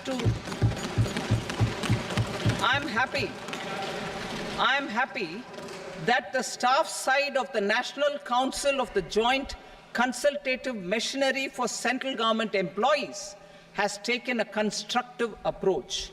A solution will be evolved which addresses the relevant issues while maintaining fiscal prudence to protect the common citizens. Budget estimates for 24-25. For the year 24-25, total receipts other than borrowings and the total expenditure are estimated at 32.07 lakh crore rupees and 48.21 lakh crore rupees respectively. The net tax receipts are estimated at 25.83 lakh crore rupees. The fiscal deficit is estimated at 4.9% of the GDP. The gross and the net market borrowings through dated securities during 24-25 are estimated at 14.01 lakh crore rupees and 11.63 lakh crore rupees respectively. Both will be less than that in 23-24. The fiscal consolidation path announced by me in 2021 has served our economy very well, and we aim to reach the deficit below 4.5% next year. The government is committed to staying the course. From 2026-27 onwards, our endeavor will be to keep the fiscal deficit each year such that the central government's debt will be on a declining path as percentage of GDP.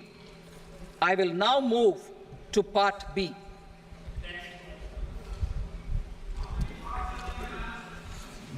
Indirect taxes. Sir, I start with GST. It has decreased tax incidence on the common man, reduced compliance burden and logistics cost for trade and industry, and enhanced revenues of the central and the state governments. It is a success of vast proportions. To multiply the benefits of GST, we will strive to further simplify and rationalize the tax structure and endeavor to expand it to the remaining sectors. My proposals for customs duties intend to support domestic manufacturing, deepen local value addition, promote export competitiveness, and simplify taxation while keeping the interest of the general public and consumers surmount. In Budget 22-23, we reduced the number of customs duty rates. I propose to undertake a comprehensive review of the rate structure over the next 6 months to rationalize and simplify it for ease of trade, removal of duty inversion, and reduction of disputes. I shall now take up sector-specific customs duty proposals. Medicine and medical equipments. To provide relief to cancer patients, I propose to fully exempt 3 more medicines from customs duties.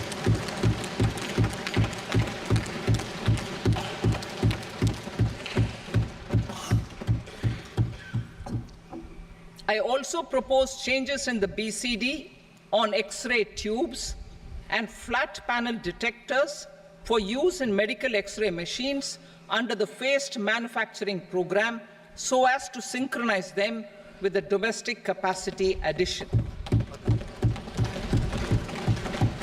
Mobile phone and related parts.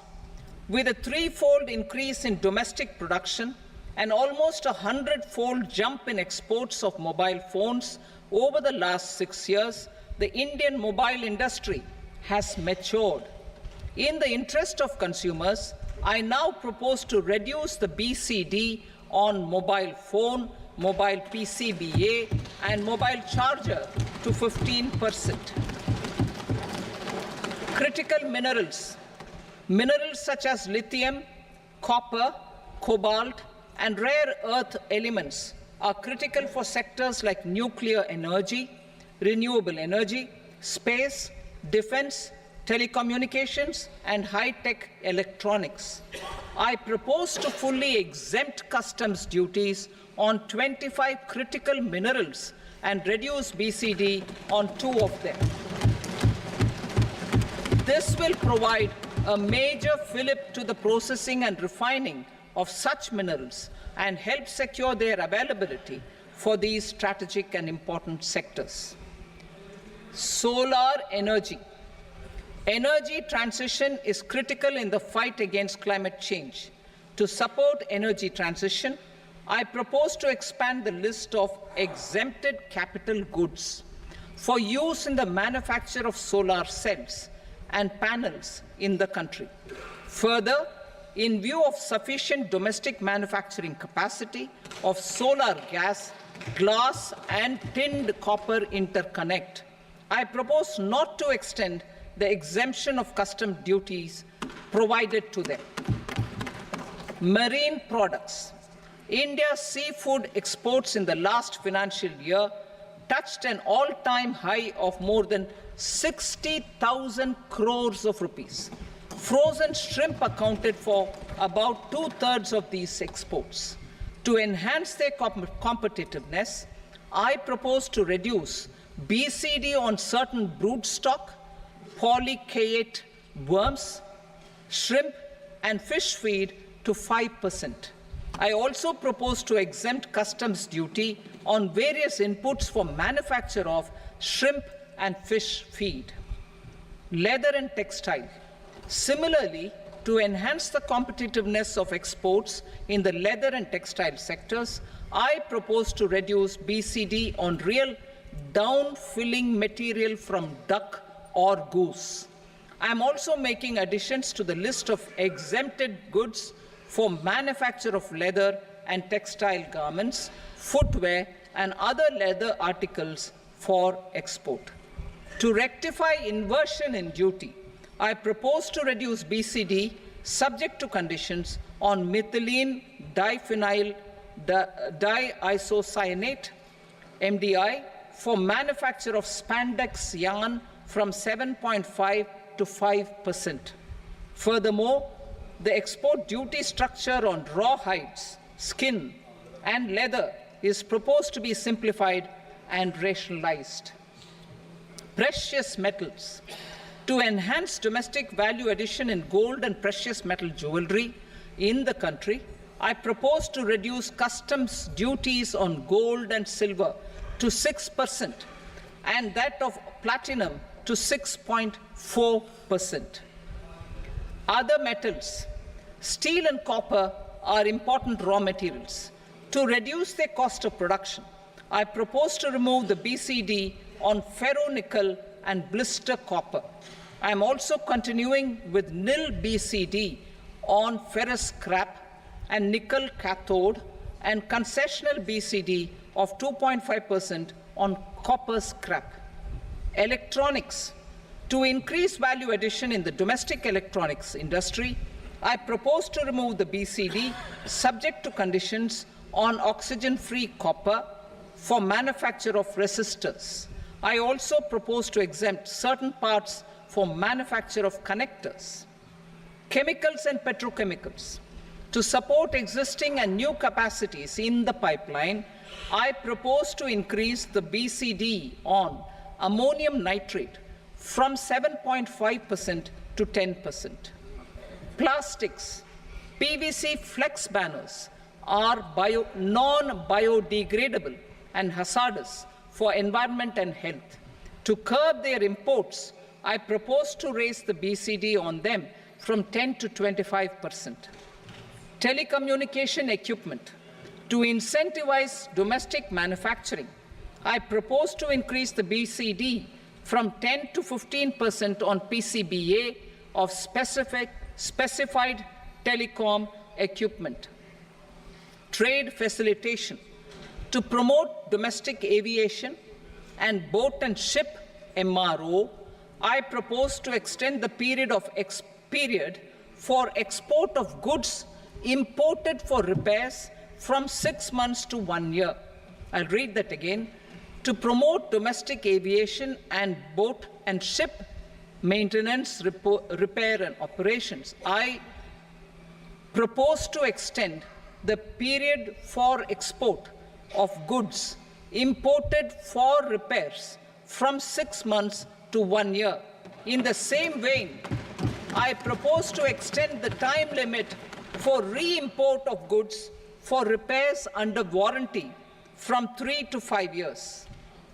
I now move to direct taxes.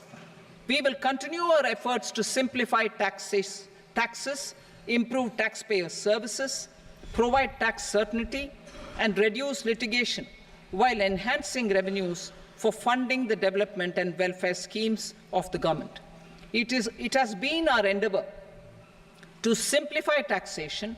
We have taken a number of measures in the last few years, including introduction of simplified tax regimes without exemptions and deductions for corporate tax and for personal income tax.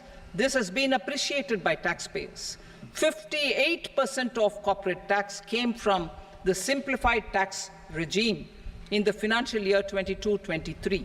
Similarly, as per data available till now, for the last fiscal, more than 2/3 have availed the new personal income tax regime. Comprehensive review of the Income Tax Act. I am now announcing a comprehensive review of the Income Tax Act 1961. The purpose is to make the Act concise, lucid, easy to read and understand. This will reduce disputes and litigation, thereby providing tax certainty to the taxpayers. I will also bring down the demand embroiled in litigation. It is proposed to be completed in 6 months. A beginning is being made in the Finance Bill by simplifying the tax regime for charities, tedious rate structures, provisions of reassessment and such provisions, and capital gains taxation. Simplification for charities and tedious. The two tax exemption regimes for charities are proposed to be merged into one. The 5% tedious rate on many payments is being merged into the 2% tedious rate and the 20% tedious rate on repurchase of units by mutual funds or UTI is being withdrawn. TDS rate on e-commerce operators is proposed to be reduced from 1 to 0.1%. Moreover, credit of TCS is proposed to be given in the TDS to be deducted on salary. Further, I propose to decriminalize delay for payment of TDS up to the due date of filing statement for the same.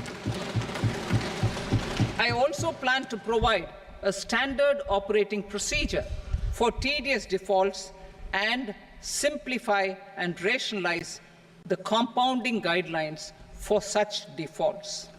Simplification of reassessment. I propose to thoroughly simplify the provisions for reopening and reassessment. An assessment hereinafter can be reopened beyond 3 years from the end of the assessment year only if the escaped income is 50 lakh rupees or more, up to a maximum period of 5 years from the end of the assessment year. Even in such cases, a time limit of 6 years before the year of the search, as against the existing time limit of 10 years, is being proposed.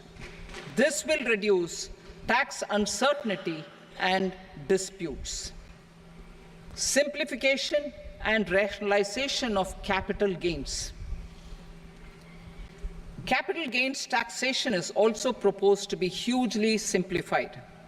Short-term gains on certain financial assets shall henceforth attract a tax rate of 20%, while that on all other financial assets and all non-financial assets shall continue to attract the applicable tax rate. Long-term gains on all financial and non-financial assets, on the other hand, will attract a tax rate of 12.5%. For the benefit of the lower and the middle income classes, I propose to increase the limit of exemption of capital gains on certain financial assets to 1.25 lakh rupees per year. Listed financial assets held for more than a year will be classified as long-term, while unlisted financial assets and all non-financial assets will have to be held for at least 2 years to be classified as long-term. Unlisted bonds and debentures, debt mutual funds, and market-linked debentures, irrespective of holding period, however, will attract tax on capital gains at applicable rates. Taxpayer services. All the major taxpayer services under GST and most services under customs and income tax have been digitalized. All remaining services of customs and income tax, including rectification and order giving effect to appellate orders, shall be digitalized and made paperless over the next 2 years. Litigation and appeals.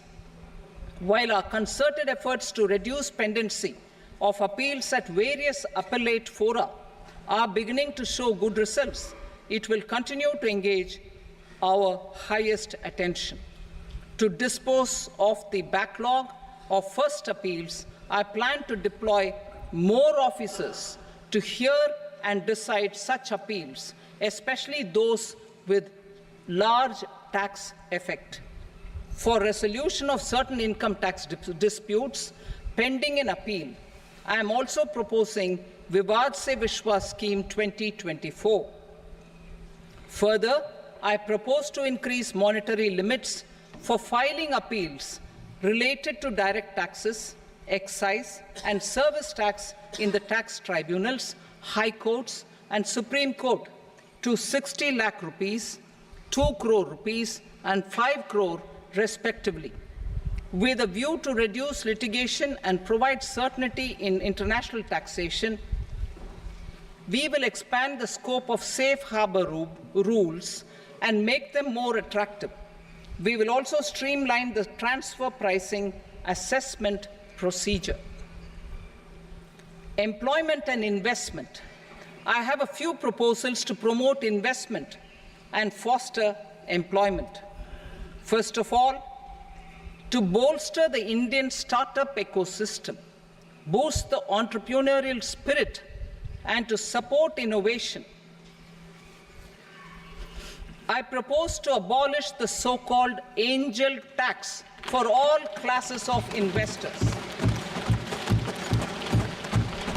Second, there is tremendous potential for cruise tourism in India.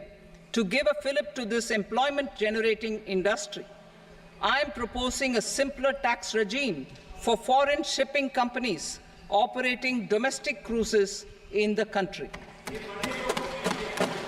Third, India is a world leader in the diamond cutting and polishing industry, which employs a large number of skilled workers. To further promote the development of this sector, we would provide for safe harbor rates for foreign mining companies selling raw diamonds in the country. Fourth, to attract foreign capital for our development needs, I propose to reduce the corporate tax rate on foreign companies from 40 to 35%. Deepening the tax base. I have a couple of proposals for deepening the tax base. First, security transaction tax on futures and options of securities is proposed to be increased to 0.02% and 0.1% respectively. Second, for reasons of equity, I propose to tax income received on buyback of shares in the hands of recipients. Other proposals. To improve social security benefits, deduction of expenditure by employers towards NPS is proposed to be increased from 10 to 14% of the employee's salary. Similarly, deduction of this expenditure up to 14% of salary from the income of employees in private sector, public sector banks and undertakings opting for the new tax regime is proposed to be provided. Indian professionals working in multinationals get ESOPs and invest in social security schemes and other movable assets abroad. Non-reporting of such small foreign assets has penal consequences under the Black Money Act. Such non-reporting of movable assets up to 20 lakh rupees is proposed to be depenalized. Other major proposals in the finance bill relate to withdrawal of equalization levy of 2%, expansion of tax benefits to certain funds and entities in IFSCs, and immunity from penalty and prosecution to Benamidar on full and true disclosure so as to improve conviction under the Benami Transaction Prohibition Act 1988. Personal income tax. Coming to personal income tax rates, I have two announcements to make for those opting for the new tax regime. First, the standard deduction for salaried employees is proposed to be increased from 50,000 to 75,000 rupees.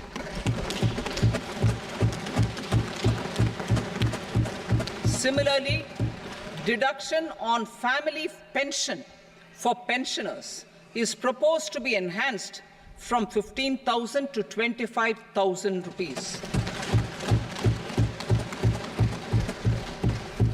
This will provide relief to about 4 crore salaried individuals and pensioners.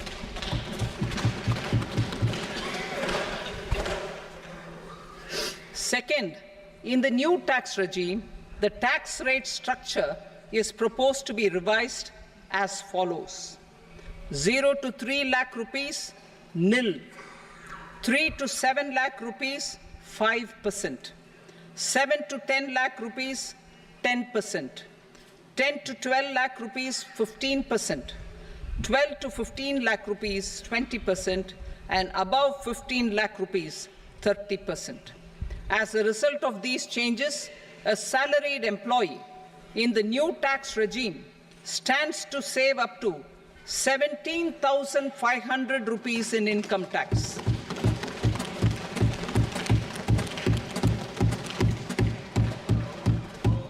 Apart from these, I am also making some other changes as given in the annexure.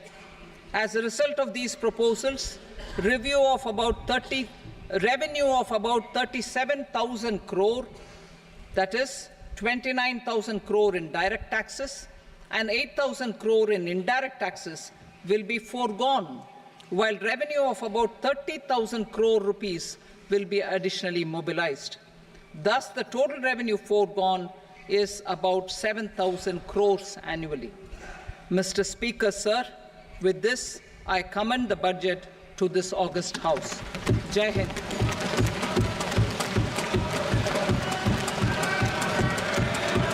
Item number 2. Item number 2.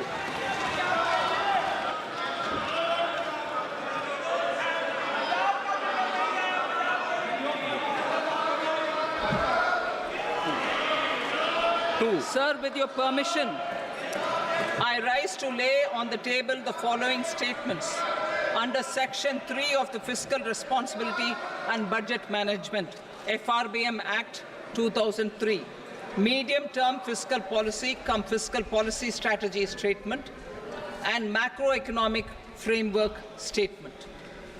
Item number 3.